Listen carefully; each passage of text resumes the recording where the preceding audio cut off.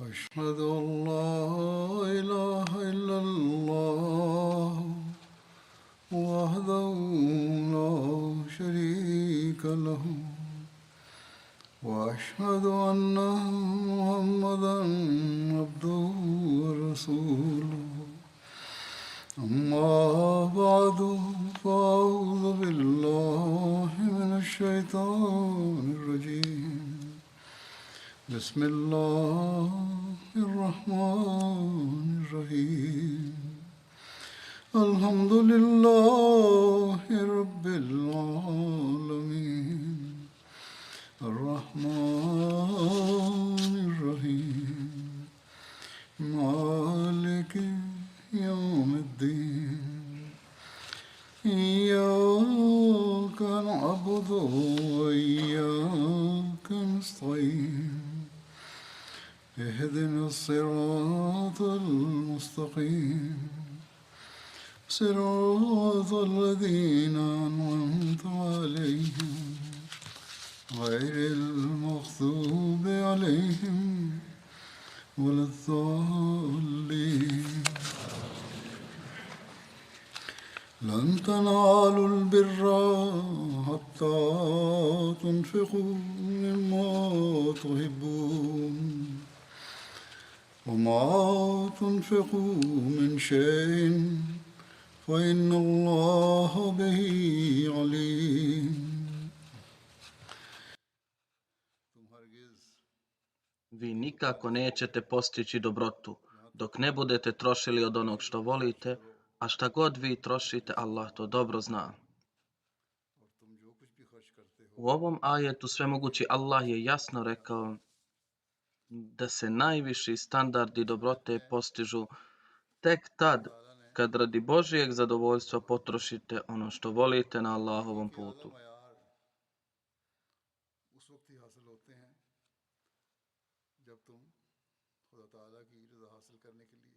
Objašnjavajući ovo, obećani Mesija alejhiselam je na jednom mjestu rekao: nikada ne možete pronaći pravu dobrotu koja vodi prema spasenju, osim ako na Allahovom putu ne trošite bogatstvo i stvari koje su vam drage.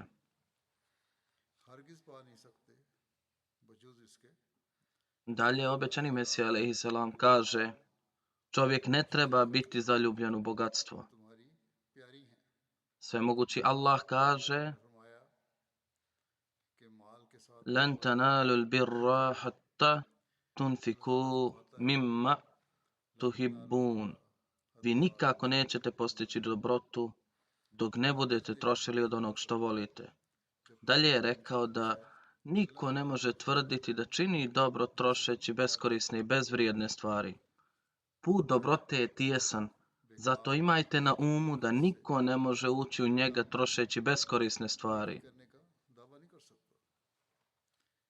To jest, na vratima ove dobrote, jer ajet je jasan.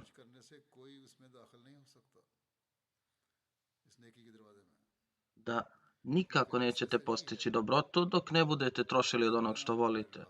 Ne možete dobiti status voljenog dok ne potrošite stvari koje su vam drage.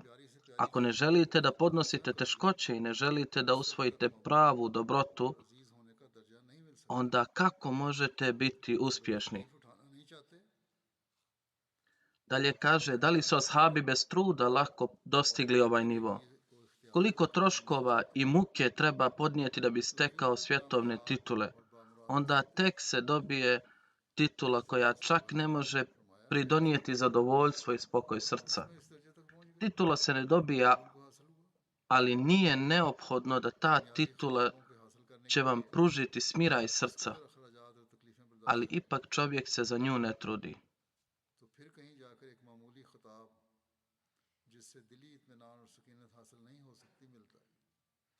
Zamislite onda da su ashabi tako lako dobili titulu Razija Allahu anhu, koja je znak utjehe srcu i zadovoljstvu srca i zadovoljstvo gospodara. Stvar je u tome da se Božje zadovoljstvo koje vodi do istinske sreće ne može postići ako se ne izdrži privremena patnja. Niko ne može prevariti Allaha. Blago onima koji ne mare za patnju radi Božijeg zadovoljstva, jer svjetlost vječne sreće i vječnog mira dolazi vjerniku nakon ove privremene patnje. Dakle, ovo je suština shvatanja trošenja imetka koje je obećani Mesija alejhiselam, koje on želi da stvori kod nas prema riječima uzvišenog Allaha. I ovo je velika blagodat uzvišenog Allaha na džematu i naklono svakom Ahmedi muslimanu koji to razumije i ponudio je svoje bogatstvo da ga potroši na putu vjere. Uprkos njihovim potrebama, veliki broj džematlija je ponudio svoje bogatstvo za vjerske potrebe. Postoje hiljade primjera ljudi koji ostavljaju po strani svoje potrebe i podnose financijsko žrtvovanje za vjerske potrebe. और उसने अपना माल दीन के रास्ते में खर्च करने के लिए पेश किया कि बावजूद अपनी ज़रूरियात के अफराद जमात की एक बड़ी तादाद अपना माल दीनी ज़रूरत के लिए Danas vidimo da su ekonomski uslovi u svijetu generalno sve gori i gori, posebno u zemljama u razvoju. जो अपनी ज़रूरियात को पसे पुश डालकर Inače, ni razvijene zemlje više nisu u situaciji da su imale lakoću i fleksibilnost u svemu. आजकल हम देखते हैं कि दुनिया A sada su i ratni uslovi u svijetu, i rat Ukrajine i Rusije u Europi također je और ख़ास तौर utjecao na uslove Europe. वैसे तो Međutim, privreda zemalja u razvoju je više pogođena. Zatim je korupcija političara ovih zemalja također jako pogoršala situaciju, दुनिया में जंग ali uprkos tome और यूरोप में भी Ahmedi muslimani idu naprijed u svojoj financijskoj žrtvi. काफ़ी ख़राब कर दी U očima svjetovne osobe तरक्की पजीर ovo je nešto što je teško razumjeti, फिर ali oni koji imaju jaku vjeru corruption ने भी बहुत बुरे हालात कर दिए लेकिन इसके बावजूद अहमदी अपनी माली कुर्बानी में Oni koji imaju jaku vjeru znaju da zbog ovih žrtvovanja se dobija Allahov blagodat. ये एक ऐसी बात है U prvoj hudbi u novembru, kao što moji džematlije znaju, najavljuje se nova godina za Tahrik Jadid. पता है Pa ću vam predstaviti neke priče vezane za Tahrik Jadid. इसके नतीजे में अल्लाह ताला के Predsjednica Leđne, odnosno ženske organizacije u Lahoru mi je napisala iz distrikta Lahor da je u jednom medžlisu zamolili da skrene pažnju na donaciju za Tahrik Jadid. तो तहरीक जदीद के हवाले से ही मैं बाज़ वाक़ To je medžlis srednje klase koji zarađuju srednje prihode. Ona kaže, bila sam stidljiva i dvoumila se da šta da im kažem jer se već dosta žrtvuju, pošto mi je rečeno के लिए कहा गया pa moram da obratim pažnju. यानी कमाई करने वाले औरत Kaže, bila sam zapanjena kada sam vidjela kako se sve više žena žrtvuje. शर्म भी थी Kaže, osjećam se posramljeno što se ljudi s niskim primanjima žrtvuju kako mi ne možemo ni zamisliti. मुझे कहा गया था इसलिए A mnogi bogati ljudi također to ne mogu ni zamisliti. हैरत नहीं थी Par stotina hiljada rupija dato je u obliku gotovine i nakita. किस तरह बढ़ बढ़कर औरतों ने Slično tome je izvještaj Vakil al-Mala i kaže ima dugu listu od nekoliko stranica žena koje su predstavile svoje nakite. इस तरह कुर्बानी Kada je Hazreti Muslih Maud radijallahu anhu objavio और बहुत सारे अमीर भी सोच नहीं Tahrik Jadid सकते नकद और formu i jedan od zahtjeva koji je postavio u to vrijeme bio u vezi sa žrtvovanjem žena. एक लंबी Jedan od tih zahtjeva je bilo da ne prave nakite ili da manje prave i tako mogu da se žrtvuju. मुस्लिम आओ Vjerujem da izbjegavati pravljenje nakita je veće žrtvovanje nego nuđenje napravljenog nakita. और उस वक्त जो मुतालबात रखे थे उनमें से एक औरतों की कुर्बानी के ताल्लुक में Veoma je teško dati ono što je pred nama. Tako su Ahmedi žene dale ovu žrtvu i tada, a daju je i danas na inicijativu Hazreti Muslih Mauda. देना जो गनम है Ne samo u jednoj zemlji, već i u ovim zapadnim zemljama ima žena koje poklanjaju svoj nakit, čak sav nakit za članarinu.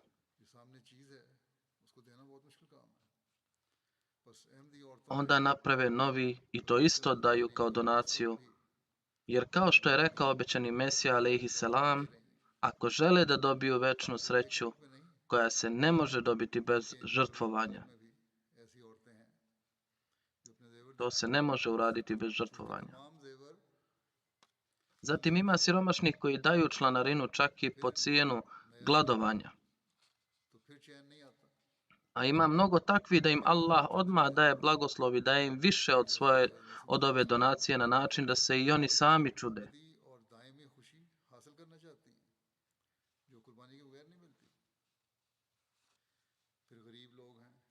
Ispričat ću neke slučajeve takvih ljudi, ali ću istovremeno i zamoliti ove bogataše da iz ovoga uče i povećaju kvalitet svojih žrtvovanja.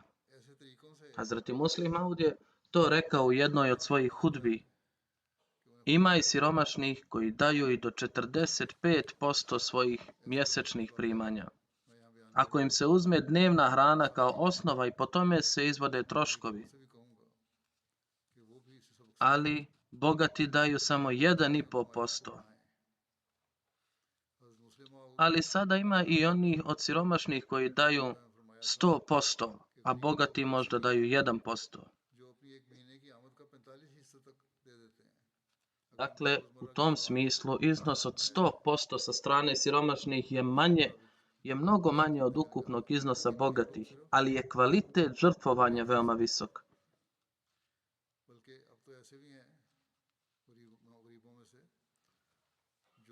Tako da u tom smislu prosperitetni ljudi bi trebali razmišljati o svom stanju. Zapamtite da Allah nikome ne ostaje dužan, kao što je Allah rekao na drugom mjestu u časnom Kur'anu da daje množenjem 700 puta ili čak i više. U svakom slučaju, kao što sam rekao, navešću nekoliko primjera žrtvovanja koja ću predstaviti. Ovi primjeri su zapravo pokazatelji duha njihovih imena i žrtvovanja također. I ta žrtvovanja također otkriju kako Allahova milost se odmah vidi na njima. Gvineja Bisao je država u Africi. Gospodin Mahmud, koji je automehaničar, misionar ga je motivirao da donira za Tahrike Jadid. Pa je izvadio sav novac koji je imao u džepu, a to je bilo oko njihovih 10.000 franaka.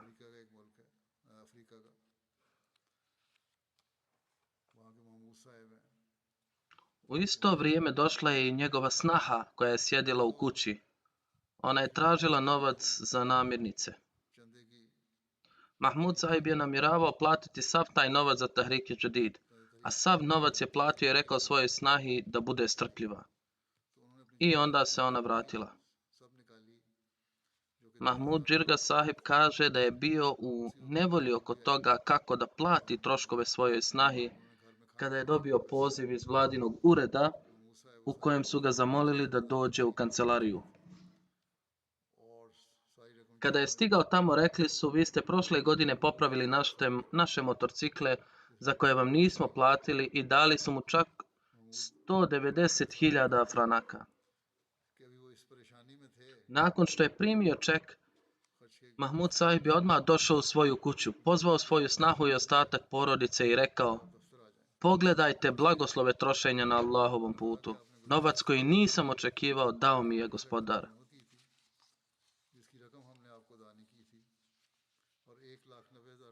Imam iz Fidžija piše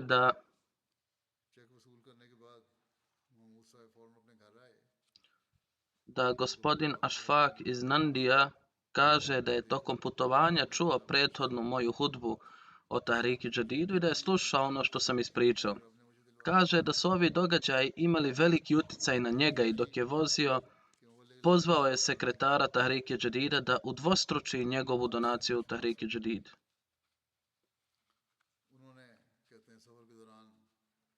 Nakon toga, kada je napravljen godišnji financijski izvještaj poslovanja, vidjeli su da i njihova ovogodišnja dobit je također udvostručena. Na čemu navodi da vjerujem da ova dvostruka zarada nije dobijena našim trudom, već jednostavno milošću Allaha zbog dupliranja donacije.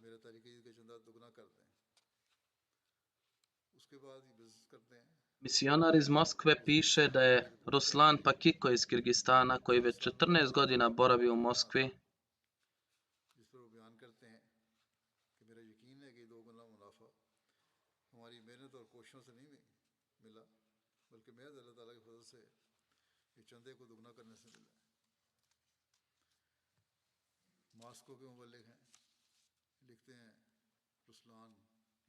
ovaj misionar kaže da on je bio redovan u financijskom žrtvovanju.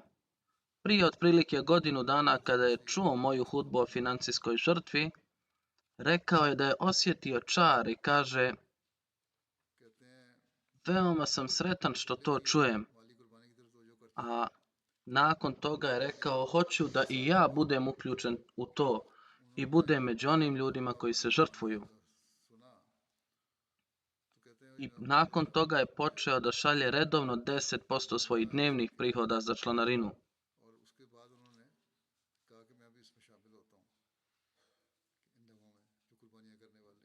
Nešto od ovoga je bilo za sadaku, odnosno milostinju, a ostalo za članarinu. Kaže da on ovu metodu održava već godinu dana. Kada je misionar prešao u drugo mjesto, tada ovaj gospodin, koji ima ruski temperament, on je iz Kirgistana i imao sam samo jedno pitanje, da može li nastaviti plaćanje članarine kao i ranije. Dakle, ovo je revolucija koju je obećani Mesija alejhi selam stvorio među ljudima. Znači da imaju brigu o članarini. Predsjednik džemata iz Tanzanije piše o jednom džematu, odakle je Muhammed Sani sahib.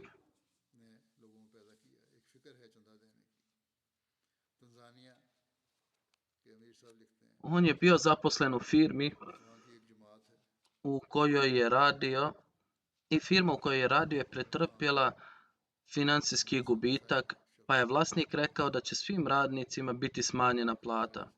On je bio jako tužan zbog toga. To je bio posljednji mjesec plaćanja Tahrike Jadida.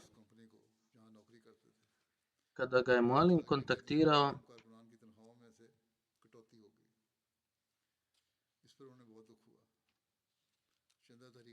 on nije izrazio svoju tešku situaciju, nego je svoje obećanje ispunio uz potpuno povjerenje uzvišenog Allaha. I on kaže da ga je sutradan njegov šef zvao da mu se neće odbiti plata, ali bila je smanjena plata ostalim kolegama, ali on je dobio punu platu.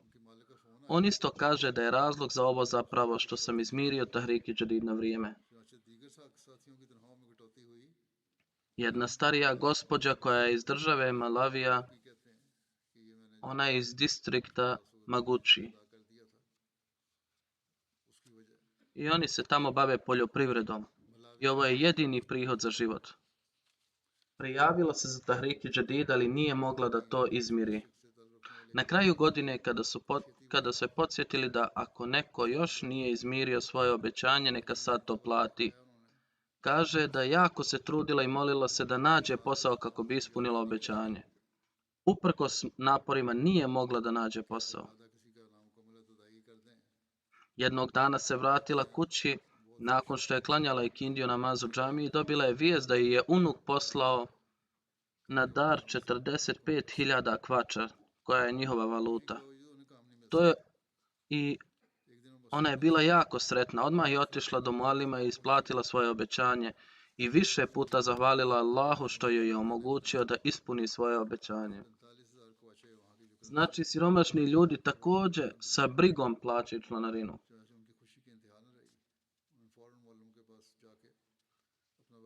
Predsjednik džemata Tanzanije kaže o džematu Šijangi,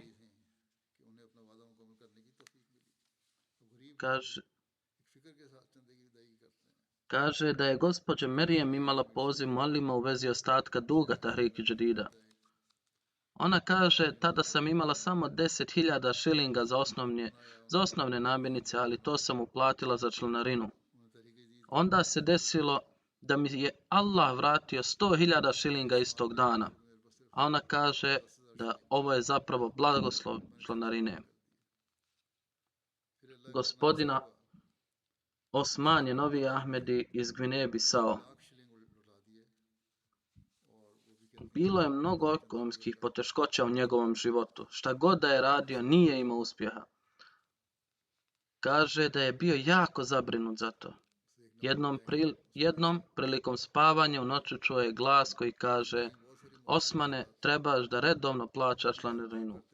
Ujutro je Osman Sahib došao misionaru i ispričao svoj san, na šta mu je misionar ispričao Tahriki Džadidu i drugim donacijama. Nakon čega je Osman Sahib odmah dao doprinos za Tahriki Džadid. Napravio je listu svih svojih donacija i počeo redovno uplaćivati svoje donacije. Osman Sahib kaže da ga je Allah dželešanu blagoslovio u svakom poslu, otkako je počeo redovno uplaćivati sve svoje članarine i da su svi njegovi kućni problemi također nestali. Sada je njegovo čvrsto uvjerenje da su sve to blagoslovi Tahriki Džadida i drugih fondacija. Ovako Allah skrene pažnju čak i među novim članovima džemata. Allah to ne treba, ali on to čini samo da bi ih blagoslovio. Kapran Sahib imam iz Australije kaže da jedan mladić nije plaćao članarinu skoro 10 godina.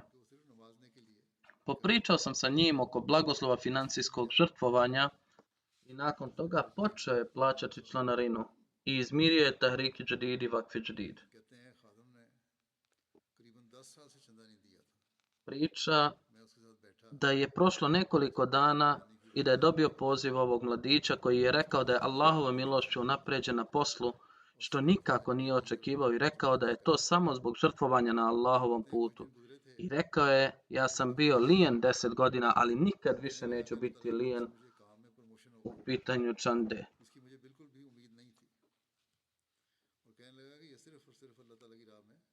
Još jedan prijatelj iz sela Nijamina iz Hambije, sekretar Tahriki Džadid, otišao je u njegovo selo i zatražio isplatu donacije, navodeći da svrha ovog fonda nije samo da je to financijski pokret, već je jedan od njegovih ciljeva povećanje znanja i tabligh, odnosno širenje poruke Islama.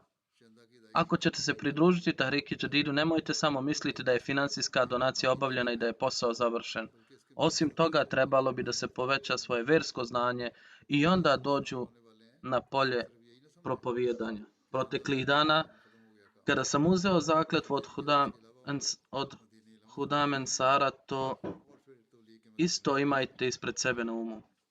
Za džemat je jako važno da budete u prvom redu tabliga. Nemojte misliti da smo svoju dužnost ispunili samo financijskim žrtvovanjem.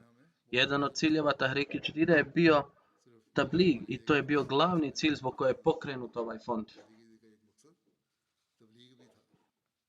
Kaže, to me je jako impresioniralo i odlučio sam da se pridružim džematu, jer prije toga on nije dao bajat. Kada je saznao ciljeve za Tahriki Džadid, odlučio je da se pridruži džematu zaklevši se na vjernost i prijavio je svoje obećanje i odmah uplatio 150 dilasi za Tahriki Džadid. Kaže da je nakon uplate donacija osjećao čistu promjenu u sebi i širio je poruku Islama Ahmedijeta među Ahmedijama i neahmedijama, a sada također uplaćuje redovnu članarinu. Jedna žena iz Gambije piše da od kako sam počela plaćati članarinu osjećam pozitivnu promjenu u sebi i svojoj djeci i vidim da Allah brine o našim potrebama. Dobrota i žrtvovanje radi Allaha zapravo učini čovjeka nasljednikom Božjih blagodati. Gvineja Kanarke je država u Africi. Gospodin Kumara, lokalni imam, kaže da je posjetio jedno selo kako bi prikupio članarinu, to jest u selu u kojem je stacioniran. On se obratio supruzi jednog novog člana u vezi članarine Na što je ta žena je odmah izvadila 5000 gvineja i podigla svoju ruku prema nebu i rekla: O Allahu, imam samo ovaj ukupan iznos koji dajem na tvom putu, zato ga prihvati. I uplatila je taj iznos za članarinu. Znači, ona je nova Ahmedi koja je iz udaljenog dijela Afrike.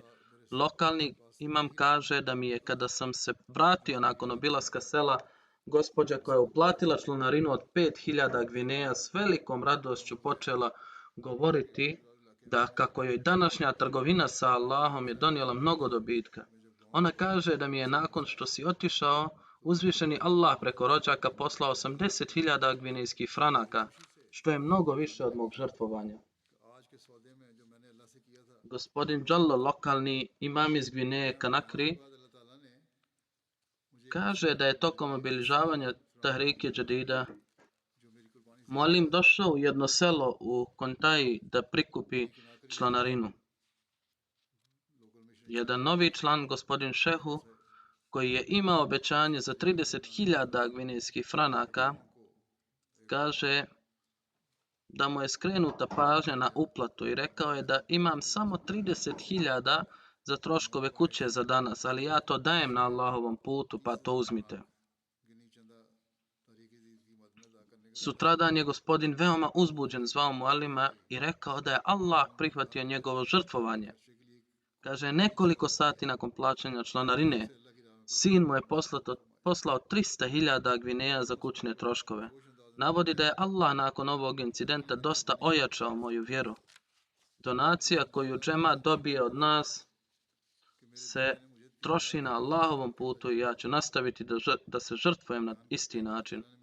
On je također bio zadovoljan da je ono što je Allah blagoslovio, jer je novac potrošen na ispravan put i novac nije bačen.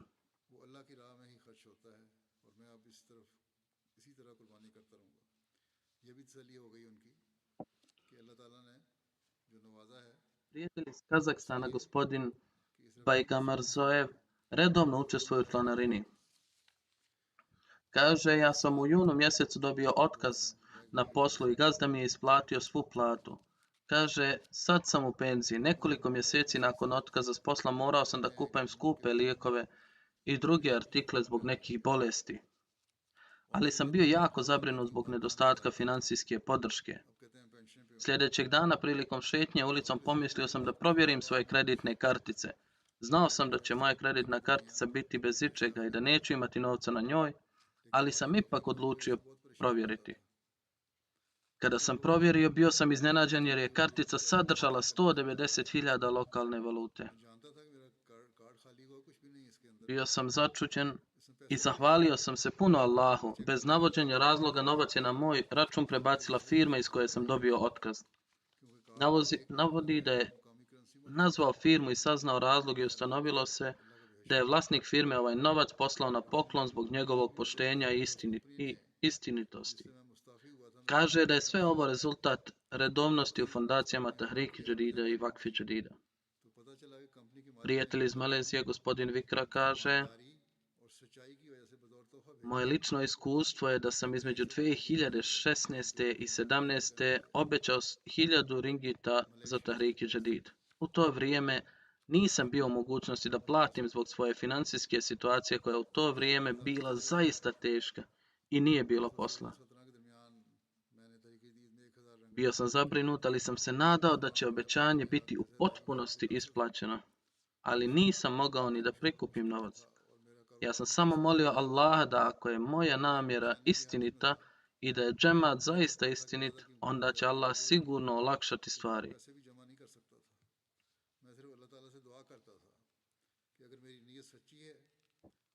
Dan prije posljednjeg dana plaćanja prihod je došao od poslovanja i iznosio je tačno 1000 ringita. Bez razmišljanja otišao sam u kuću sekretara financija i platio mu 1000 ringita. Od ovog događaja potpuno vjerujem u ovaj džemat i da će ako su naše namjere iskrene za razvoj džemata i islama, onda Allah dželešanu sigurno učiniti stvari izuzetno lakim. Dakle, ovo je vrsta razmišljanja koju imaju Ahmedi koji žive u svakoj zemlji svijeta. Iako je razmak hiljadama milja između njih, ali Allah jača vjeru na ovaj način i objavljuje im istinu džemata i jača njihovu vjeru. Prijatelj iz Njemačke kaže da kada se financijska situacija moje firme pogoršala, bilo nam je skraćeno radno vrijeme, što je smanjilo moja primanja.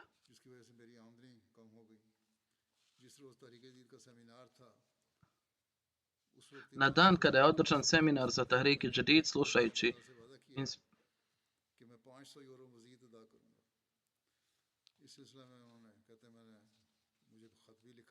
Na dan kad je održan seminar Tahrik Jadida, slušajući inspirajuće događaje, obećao sam uzvišenom Allahu u svom srcu da ću platiti 500 eura više. S tim u vezi kaže, napisao sam pismo halifi i sam isto dovio. Uzvišeni Allah ga je blagoslovio i nakon što je platio prvo obećanje Tahrik Jadida, mogao je platiti još 600 eura. Poslije nekoliko dana iz druge firme su ga zvali da ako odeš iz prve firme i radiš kod nas, onda će ti plata biti 1000 eura veća nego kod prve firme. Nakon što sam razmislio o tome, odlučio sam da radim u ovoj novoj firmi. Vlasnik ove firme je rekao, pošto ste napustili staru firmu, dobit ćete redovni bonus od 2000 eura naredna 3 mjeseca u 3 rate. I rekao je da će u petak, subota i nedjelja biti slobodni. Tako je Allahovom milošću kao rezultat dodatne žrtve za Tahrik Jadid povećana ne samo moja plata, već je i napravljen i stalni dogovor za klanjanje namaza petkom. Imam iz obale Slonovače piše da je organizovao akciju prikupljanja članarine Tahrik Jadida u selu Poliso. Jedan starac koji je bio jako siromašan i po njegovom materijalnom stanju mislili smo da ako da 200 ili 300 franaka, to će biti velika stvar. Taj čovjek je ustao i otišao kući. Ne samo da je donio novac za članarinu, već je doveo sina sa sobom da uplati članarinu. Tako je on platio 2000 franaka, što je bilo previše u skladu njegovih mogućnosti, i njegov sin je također platio 500 franaka. Ovo je duh žrtvovanja radi vjere nad ljubavlju prema bogatstvu. Senegal je još jedna država u Africi. Muallim kaže da Muhammad Anđaj je siromašan, ali iskren Ahmedi. Žena mu je bila bolesna. Troškovi lijekova koje je ljekar propisao bili su 15.000 franaka koje on nije imao. Otišao je kod prijatelja da uzme pozajmicu i pozajmio od njega. U isto vrijeme nastupalo je vrijeme za namaz. Došao je u džematski centar da obavi namaz i pričao sa muallimom oko zdravlja svoje žene, ali nije rekao sve detalje. Ali muallim je već počeo pričati o akciji prikupljanja sredstava za Tahrik Jadid, da Allah olakša čovjeku u svemu kad čovjek se žrtvuje na Allahovom putu. Međutim, on je izrazio svoju prirodu i rekao da će platiti nakon par dana. Rekao je da u ovom trenutku uzeo sam pozajmicu da kupim lijekove za svoju ženu. Međutim, on je otišao iz džematskog centra i vratio se nakon nekoliko minuta i rekao, čim sam napustio centar džemata, mislio sam šta mi je muallim pričao o ovoj akciji. Nisam ništa platio po ovom zahtjevu. Moje srce je postalo jako teško zbog ovoga. Pa evo, primite ovih 5000 franaka za Tahrik Jadid. Kupit ću samo neophodne lijekove. Nakon što je to rekao, uzeo je priznanicu i otišao. Još nije stigao do apoteke nakon što je izašao iz džematskog centra kada je imao telefonski poziv. Jedan gospodin je rekao da hoću da naručim jedan krevet, zato vam preko mobitela šaljem 50.000 franaka na vaš račun. Kada se tvoja žena oporavi, napravi mi krevet, a ostatak ću platiti kasnije. On kaže da umjesto apoteke vratio se u džematski centar i ispričao muallimu o incidentu i rekao da mu je uz blagoslov članarine Allah dao posebnu milost i da dobio sam više novca nego što mi je potrebno.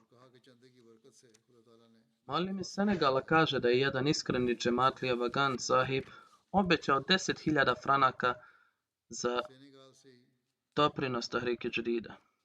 Rečeno mu je da se uskoro završava rok Tahrik Jadida, a njegova članarina nije još plaćena. Rekao je, trenutno nemam novca, ali ne brinite, platit ću prije istoka roka. čak i ako budem morao prodati svoju odjeću. I ovo je njihova strast.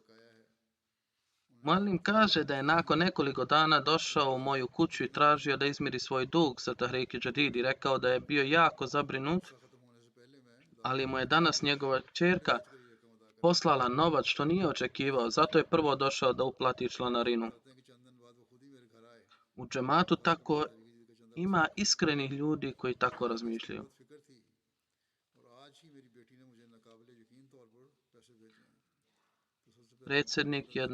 Predsjednik Nigerije kaže da žena jednog muallima je domaćica koja nema svoju ličnu zaradu.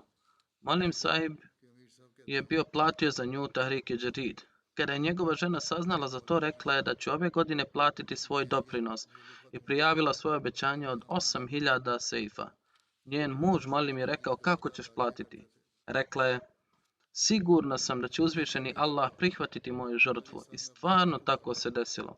Nakon nekoliko dana jedna komšinica je došla kod nje i rekla: ako znaš da siješ, sašij mi odjeću, i također dala je 3.000 sejfa kao avans, što je ona odmah platila za Tahrik Jadid. Od tada je imala toliko posla da je svoju članarinu lako platila.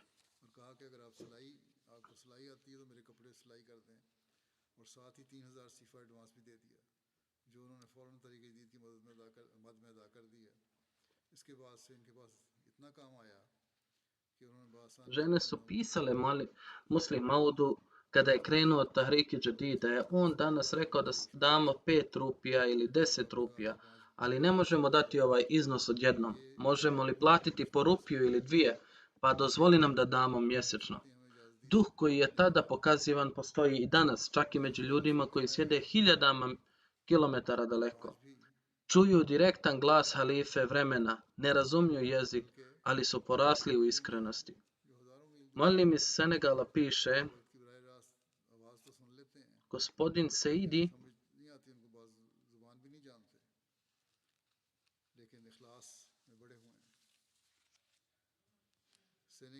iz džemata Tambakunda, koji ima svoje stado krava i ovaca,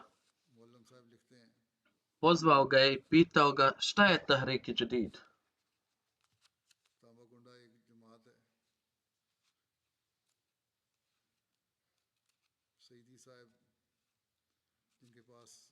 Čuo je da ljudi trebaju donirati u Tahrik Jadid. Muallim sahib mu je detaljno objasnio Tahrik Jadidu i također mu je rekao da se ovih dana vodi akcija Tahrik Jadida. Muallim kaže da je otac tog čovjeka bio veoma bogat čovjek, ali je bio slab u zekatu i na trošenju vremena na Allahovom putu, ali je pazio hodže. Nakon smrti njegovog oca mnoge životinje su došle u njegov dio nasljedstva, ali čak ni on nije obratio pažnju na trošenje na Allahovom putu. Kada mu je Muallim sahib skrenuo pažnju na zekat i druge donacije, donirao je 1 kravu i 2 ovce i rekao da je 1 ovca za Tahrik Jadid. 7 dana nakon toga usnio je san da se među životinjama širi neka vrsta epidemije zbog kojeg iz tijela teče voda i životinje umiru. Pošto je i sam vlasnik velikog stada, on je u snu mislio da su tu i njegove životinje i molio se u snu da Allah zaštiti njegove životinje. U snu je čuo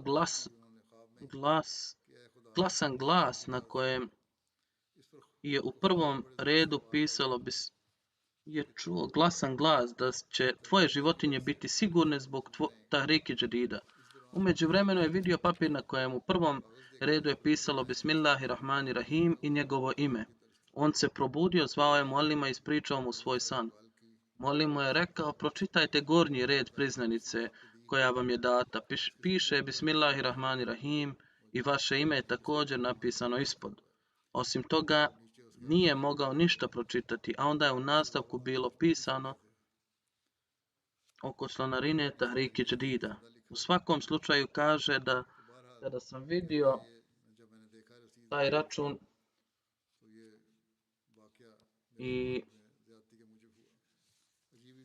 i sjetio se sna, ovaj događaj je izazvao povećanje moje vjere. Allah upućuje na čudan način. Muallim Šijanga iz Tanzanije piše da je jedan Ahmedi starješina Ramzan, sahib novi član džemata, napisao obećanje visokog iznota za Tahrik Jadid Čandu. Živeo je od poljoprivrede i zbog nedostatka kiše mnogi farmeri nisu mogli dobiti dobru žetvu. Ramzan sahib je rekao da je uvijek bio zabrinut kako će ispuniti svoje obećanje za Tahrik Jadid. Kaže, jednog dana bio sam zabrinut oko toga i međutim dobio sam poziv od jednog rođaka koji mi se dugo nije javljao. Nazvao me i rekao da ti šaljem nešto novca da kupiš hranu za svoj dom. Kada je ovaj starac primio novac, direktno je otišao do blagajnika i izmirio svoje obećanje. Čak i malo više je platio. On je ubijeđen da mu je Allah sve ovo pomogao da ispuni obećanje za Tahrik Jadid. Dakle, to su bili standardi žrtvovanja i oni koji su se tek pridružili džematu. Sa jedne strane, opoziciona stranka je insistirala, odnosno opozicija džemata insistirala da eliminiše džemata, sa druge strane vidite kako je Allah svemogući stvorio duh žrtvovanja za dobrobit džemata.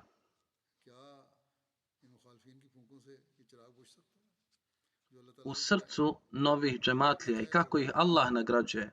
Mogu li udarci ovih protivnika ugasiti ovu svjetiljku koju je Allah upalio? Trudite se koliko god želite. Neuspjeh i nevoljnost su sudbina protivnika i džemat napreduje dajući primjere žrtvovanja u svakom kraju svijeta. Hazreti Muslih Maud je pokrenuo Tahrik Jadid jer je pobuna protiv džemata bila sa svih strana.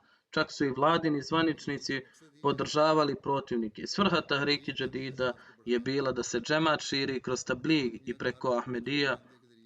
Ta zastava Islama počinje se vidjeti u svakoj zemlji svijeta. Dakle, to su ljudi koji su došli od zagrlja Islama preko Ahmedija džemata, koji pokušavaju uspostaviti primjer na odlučnosti u vjeri i na polju žrtvovanja. Ovakvih događaja postoji bezbroj, ali se ne mogu svi ovdje opisati u ovom trenutku. Dozvolite mi da vam kažem nešto više o Tahrik Jadidu i njegovoj istorijskoj pozadini. Kao što sam spomenuo, pobuna i napadi su se dizali protiv džemata sa svih strana. Ahrar je posebno uložio sve svoje napore da stvori nerede i to je bio slogan da će izbrisati Ahmedijac sa lica zemlje. Izbrisat ću ime i trag Kadijana i bilo je razgovora o rušenju Kadijana ciglu po ciglu. Čak su postojali programi skrnavljanja svetinja Kadijana i mezara obećanog Mesija alejhi selam, a vlast je također bila sklonija opoziciji uprkos činjenici da je to bilo vrijeme britanske vlade, umjesto da okonča smutnju, ona ih je podržala. Dakle, pod ovim okolnostima Hazreti Muslih Maud je stimulisao džematlije dajući program u kojem je također skrenuo pažnju za financijsko žrtvovanje. Bilo je to 1934. godine. U novembru je on prvi put održao neke hutbe koje su dale neki uvid i pozadinu zašto on želi da započne ovaj program. On je to tek spomenuo i još nije opisao u detalje, ali su mu džematlije počeli pisati da će prinositi sve vrste žrtvovanja, na čemu je on izrazio svoje zadovoljstvo i rekao: ovaj detalj opisujem da bi džemat bio spreman za žrtvovanje, jer se ponekad žrtvovanja moraju produžiti, a žene i djeca također trebaju biti spremni za to. Ovo nije zadatak samo za muškarce, već i žene moraju razumjeti svoje odgovornosti. Iako to nije bilo obavezno za svakog člana Ahmedije u to vrijeme, ali džemat je pokazao izuzetan duh iskrenosti i lojalnosti. Međutim, 1934. godine najavio je fond i rekao da moramo odgovoriti na napade neprijatelja, ne buđenjem napadima poput njih, već tabligom, odnosno širenjem poruke, jer je neprijatelj dobio ovu priliku samo zato što nismo širili poruku kako treba. Ozbiljno razmišljanje i planiranje koje je trebalo da se uradi oko toga nije urađeno. Napori koji su trebali biti uloženi da se poruka Ahmedijete proširi u krajeve svijeta nisu učinjeni. posao nije urađen kako bi trebao biti.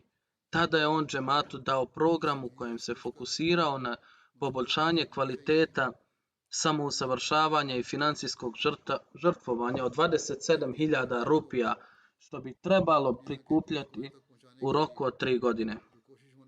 Ali Allah je omogućio ovom džematu koji je pun iskrenosti i lojalnosti već u prvoj godini da prikupi 100.000 rupija, a s obzirom na financijske uslove džemata u to vrijeme, to je bilo ogromno žrtvovanje.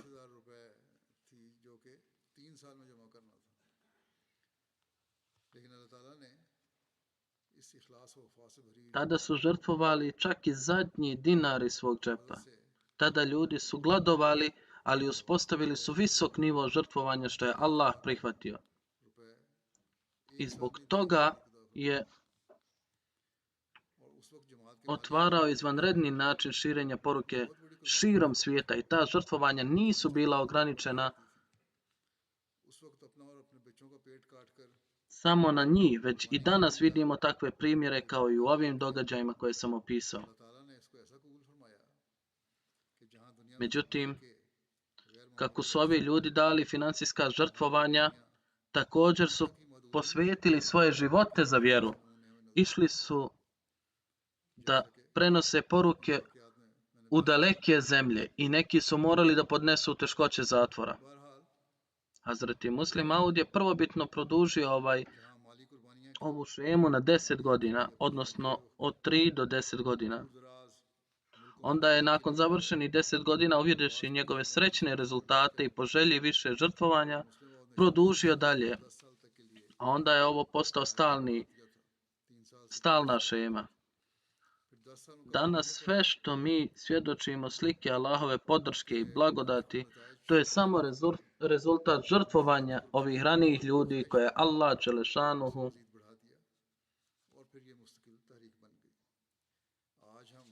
ukabulio. Čak i sad novi članovi džemata budu privučeni na financijsko žrtvovanje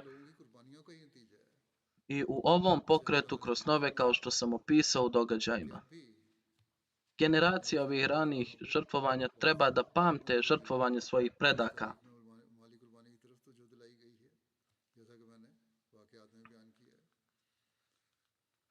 I pri čemu oni sami i njihovi potomci treba da pokušaju da nastave sa ovim žrtvovanjem, a sami da napreduju u ovom polju radi blagoslova koji su im dati. Međutim, prema ovom pokretu, broj ranijih učesnika je bio 5.000. Oni su zabilježeni kao mudžahidi prve jedinice Tahrike Džedida. A zatim je napravio poseban program od strane Hazreti Halifatul Mesiha IV. Da njihova djeca i loza trebaju da nastave plaćati članarinu u njihovo ime zauvijek. A onda kada sam započeo 5. jedinicu, obratio sam posebnu pažnju na to i sada. Allahove milošću računi svih njih su aktivni. Kada su mudžahidini prve jedinice navršili 10 godina, tada je Hazreti Halifatul Mesih II. Najavio drugu jedinicu, pa oni koji su došli kasnije su se pridružili na to. A on je odredio njen period na 19 godina i rekao da će u budućnosti na navršetku svake 19. godine nova jedinica će se dalje nastaviti. Znači jedna jedinica će trajati do 19 godina, a zatim će početi sljedeća. Dakle, prema ovome treću jedinicu je tada izdao Hazreti Halifatul Mesih III. Ali Allah mu se smilovao. Međutim, nakon 19 godina trebalo je da bude izdata nova jedinica 64. Ali zbog bolesti Hazreti Halifatul Mesiha II. Nije to mogao objaviti u to vrijeme. Stoga je Halifatul Mesih III. Rekao da ja najavljujem ovu jedinicu, ali će ona biti pripisana Hazreti Muslim Maudu. I Allah će i mene za to nagraditi. Najavljena je 66. ali on je rekao da ovo službeno nastupa od novembra 65. Zatim 85. godine četvrtu jedinicu izdao je Hazreti Halifatul Mesih IV. Zatim, zadržavajući svoj 19-godišnji period, नवंबर से जारी होगा। ova četvrta jedinica je nastavila 19 godina. दफ्तर चहारम का 2004. godine kada se završio ovaj period od 19 godina, tada sam izdao 5. jedinicu. इसके A danas ću, nakon navršenih को कायम 19 godina, ja najavljujem 6. jedinicu. कायम रहा 19 साल। Sada novopridruženi džematlije i novorođena djeca ili oni koji ranije nisu bili uključeni ni u jednoj jedinici, pridružit će se 6. jedinici. और आज फिर 19 साल Dakle, rukovodstvo džemata treba da pokrene proceduru u skladu sa tim u svojim džematima. Wine भी और नए पैदा होने वाले Kada je Hazreti Muslim Maud radijallahu anhu najavio novu jedinicu, rekao je da će nakon toga, दफ्तर शशा में शामिल होंगे। to jest nakon druge jedinice, doći 3., 4. i 5. jedinica Tahriki Džadida i da ćemo nastaviti da se žrtvujemo za vjeru.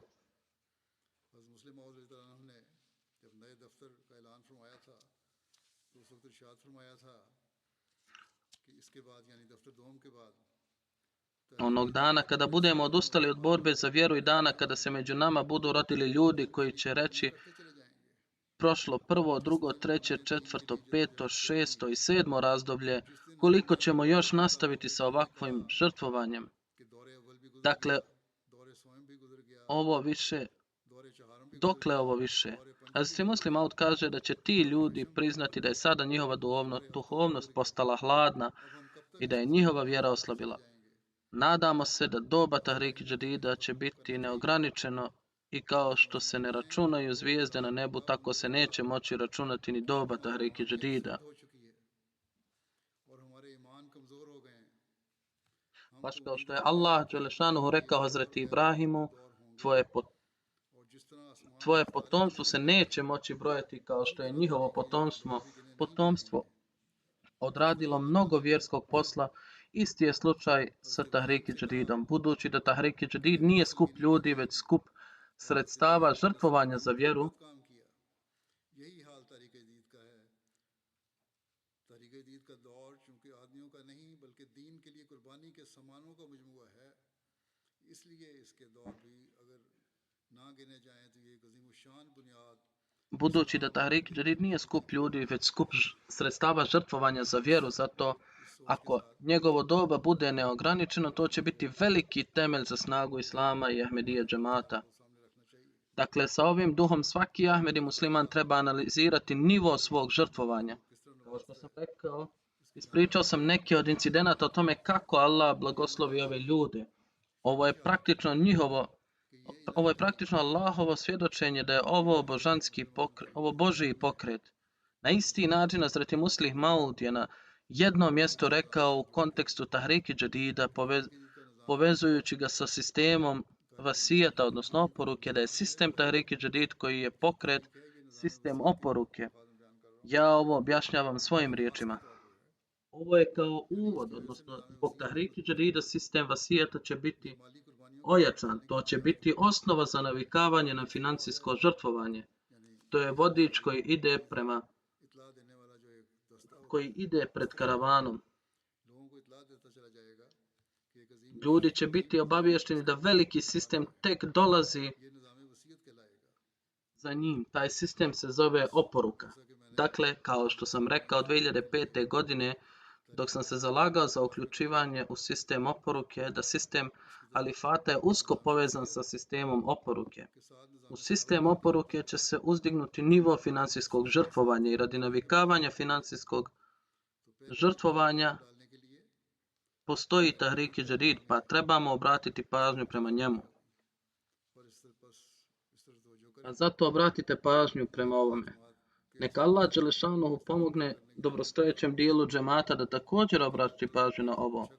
Milošću Allah Đelešanuhu neki koji puno zarađuju obraćaju pažnju, ali još uvijek ima prostora za više ljudi koji bi trebali dati doprinos u skladu sa svojim mogućnostima.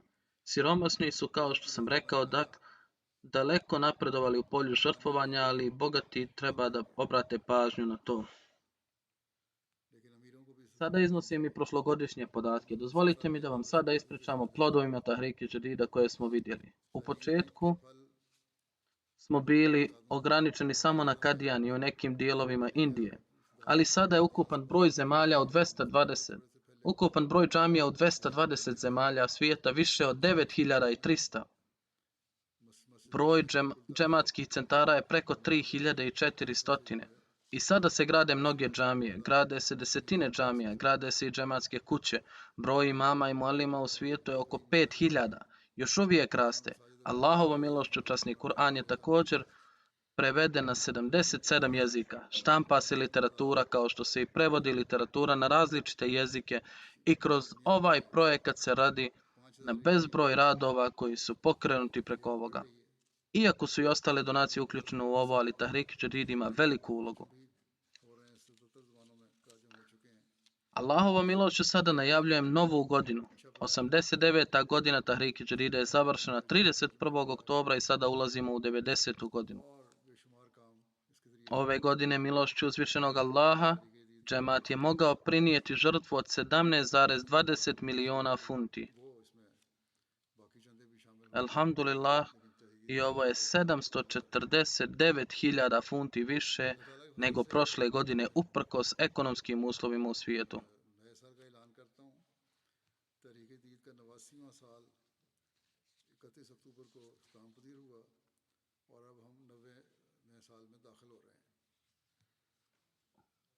Ovog puta džemat Njemačka je na prvom mjestu među džematlijama širom svijeta i zadržala je svoju čast. Na kurseva valuta u svijetu su dosta uticali i ekonomski uslovi u Pakistanu, ali općenito na lokalnom nivou svi su povećali kvalitet svojih žrtvovanja. Osim Pakistana, Njemačka je prva pozicija među 10. Njemačka je, kao što rekao, apsolutno prva iznad svih ostalih. Njemačka je na prvom mjestu, slijedi Velika Britanija, pa Kanada, sada je došla na 3. mjesto. Sjedinjene države su se pomjerile na 4. mjesto, džemat Bliskog istoka je na 5. mjestu, Indija na 6., Australija na 7., a Indonezija na 8. mjestu. Na 9. mjestu je džemat sa Bliskog istoka, a na 10. Gana. I ovdje je valuta dosta devalvirala, ali je i pored toga Gana ove godine zadržala 10. poziciju.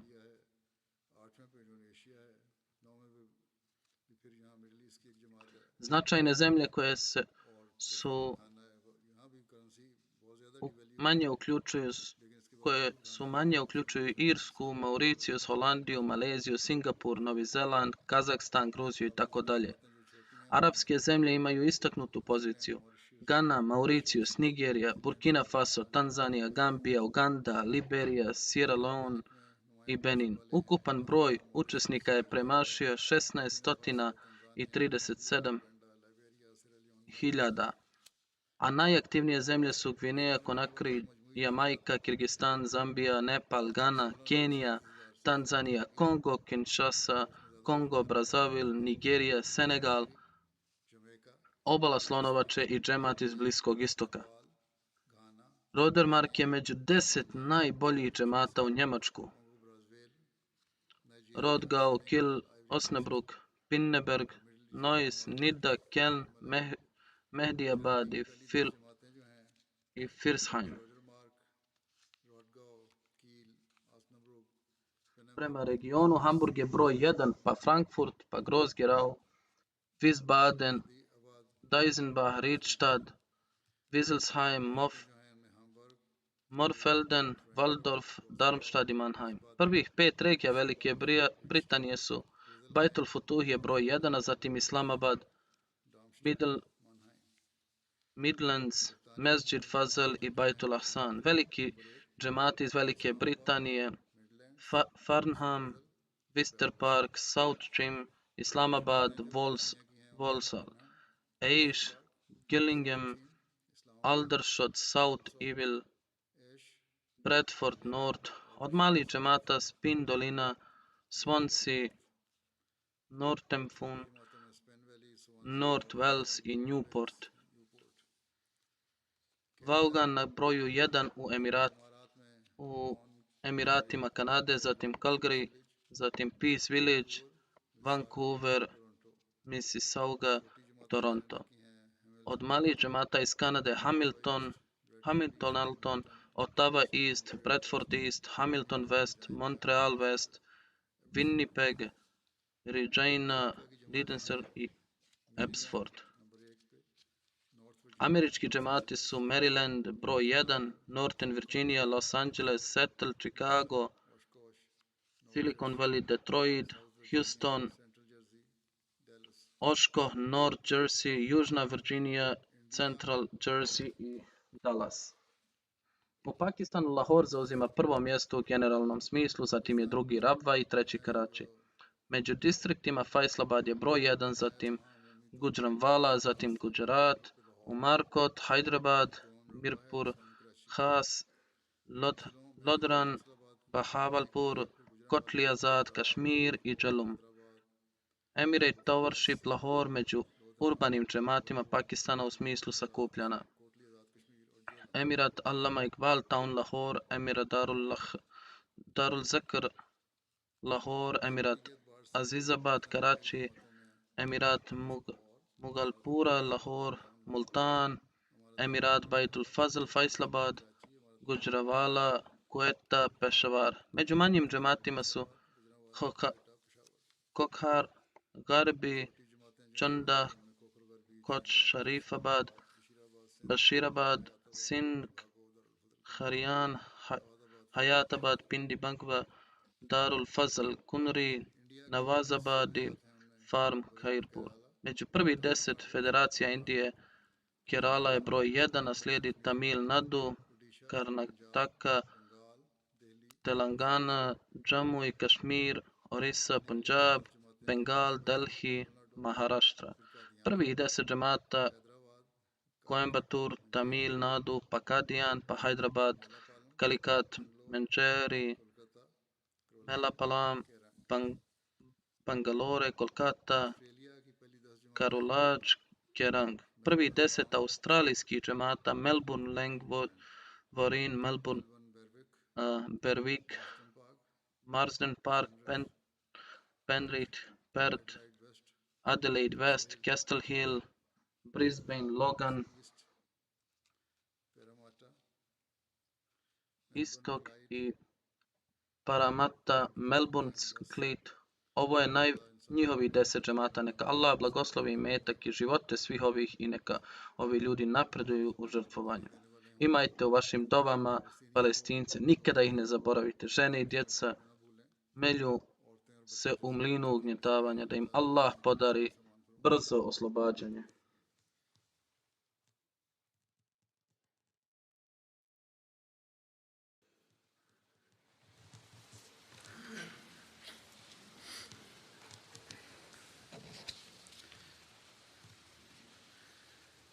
Alhamdulillah, nahmaduhu wa nasta'inuhu wa nastaghfiruhu wa nu'minu bihi wa natawakkalu alayhi wa na'udhu billahi min shururi anfusina wa min sayyiati a'malina. من يهده الله فلا مضل له ومن يضلل فلا هادي له ونشهد أن لا إله إلا الله ونشهد أن محمدا عبده ورسوله. عباد الله رحمكم الله إن الله يأمر بالعدل والإحسان وإيتاء ذي القربى وينهى عن الفحشاء والمنكر والبغي يعظكم لعلكم تذكرون. اذكروا الله يذكركم وادعوه يستجب لكم ولذكر الله أكبر.